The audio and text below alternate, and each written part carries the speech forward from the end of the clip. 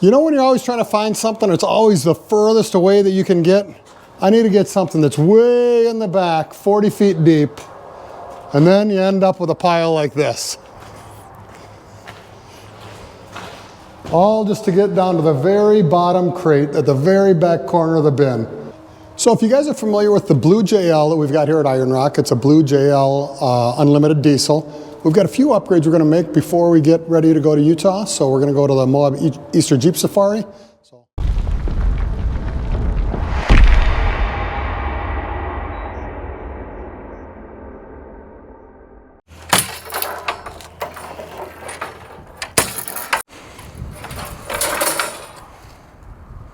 Hey guys, so Derek had mentioned it was time for an upgrade on his JL.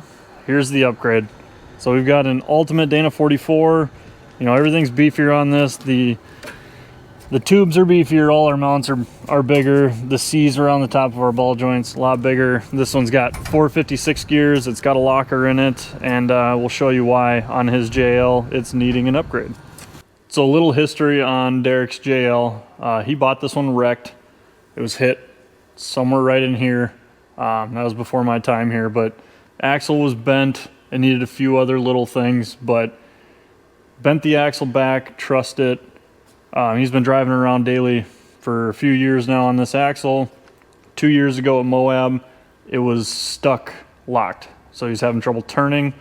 Eventually got it to unlock. And then last year at Moab, it wouldn't lock at all. So he did all of Moab for 5 days with just a rear locker. So we got it tore apart, found out that the locker's no good, the actuator's bad. We've heard that you can put a Bronco actuator in it, rewired a little bit because it's a 2-pin versus a 4-pin.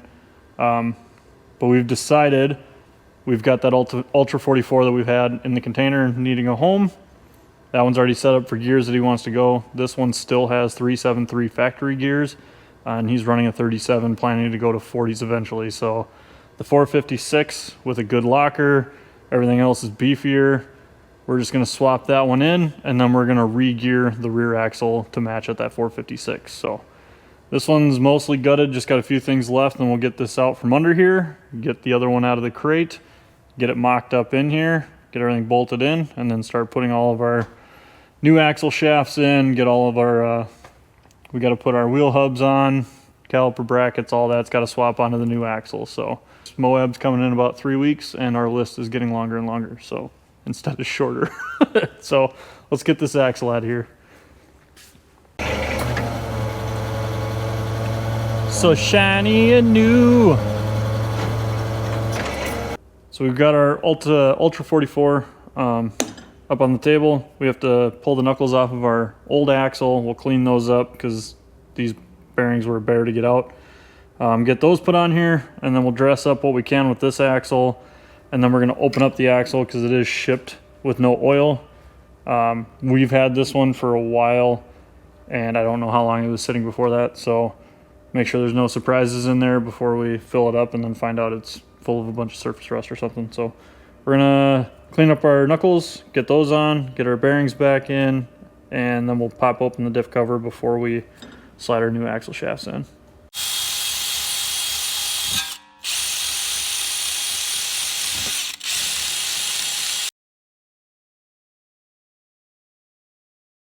So a quick shot, just want to show you guys here. So this is the factory Rubicon. I believe it uses a 1350, and I don't know what size this is, but putting the short side shaft in, it makes contact right here on the caps of the knuckle. So we had to tap it through. It didn't do any damage or anything, but it is extremely tight. I'll come over here and I'll show you. But you can't fit much beefier U-joint size or yoke ends on that, so would be a bear to change on the trail, but the thought behind it is we shouldn't have to. So hopefully that works out. I think I'm going to grind the just round the edges on the caps on the other one.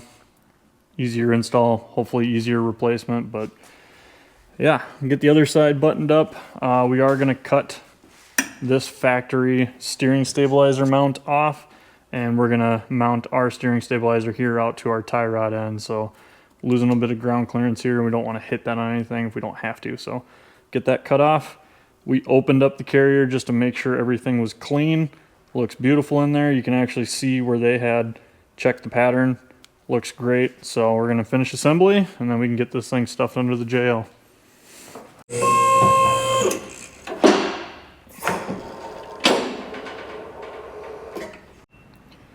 So I don't know how much filming we got towards the end of this project. We did cut off that factory steering stabilizer mount here.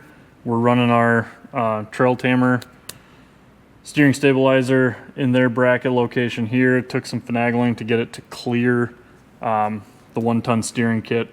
Nothing too crazy there. Our relocation bracket's not going to work as a bolt-on. We could weld it on if we wanted to. Another issue we ran into was with this bracket system on the Ultra 44, our lower quick disconnect does not work. So we did have to hard bolt that in. He can still disconnect here, which not a big gain either, because then they're just gonna be floating here. But this is a Rubicon, so it's got the electronic disconnect for the sway bar. He'll lose a little bit of travel, but nothing too crazy.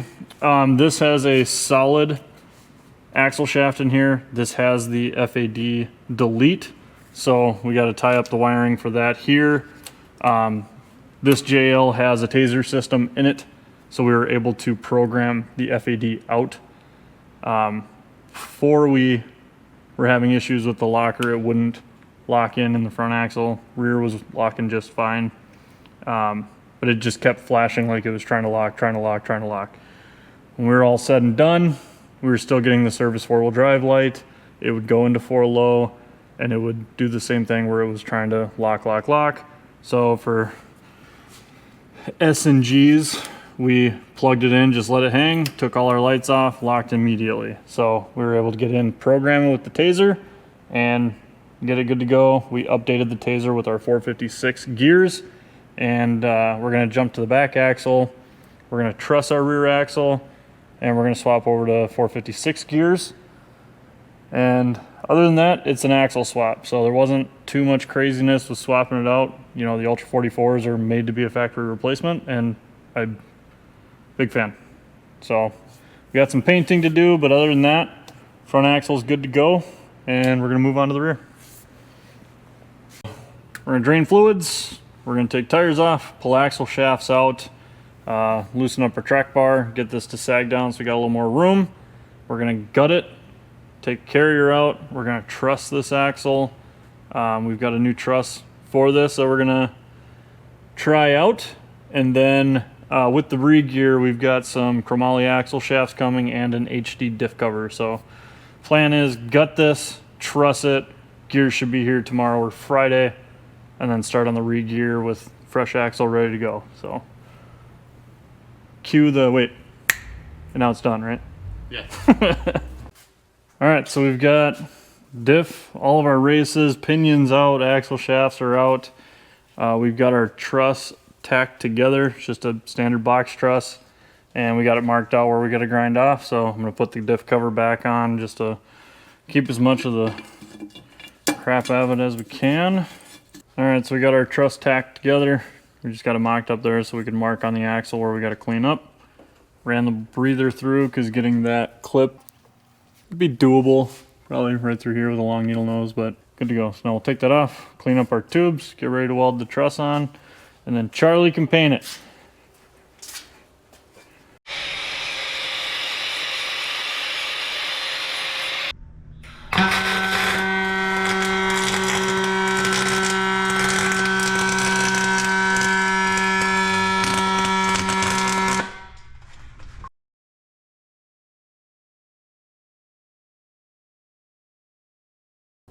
So we got our truss all welded together, welded onto the axle, still needs paint. Got plenty of room to get to our locker wiring there. We've got our new pinion in there, preload set, and now we're working on getting our carrier in so we can start checking pattern and making all the adjustments that we need to. So this is where it can go very quickly or very, very slowly, and I'm anticipating very slowly. We'll see. So this is our first install, just checking backlash. We got to be between 6 and 10, and I think we're sitting right around 8. So good. We'll check pattern and start making adjustments from there. So on our first, attempt, which we just reused all of our shims and everything from the 373 gears, pattern doesn't look terrible. We're gonna tweak it a few times and get her spot on, and we'll be good to go. So we're not gonna continue to film back and forth every pattern, so we're just gonna jump to the end, button this thing up, go for a test drive. So the 373 gears that were factory in this with the diesel and the 37s felt fine, but definitely the 456, it's a lot more peppy, gets up and goes a little easier. So I think the owner Derek's the one that chose the 456s because according to the chart was what would match the factory ratio with this size tire. So I think he has plans for a little bigger tire now that we've geared this. So I'm told there's something waiting at the shop. So we're gonna head back to the shop and see what's sitting there.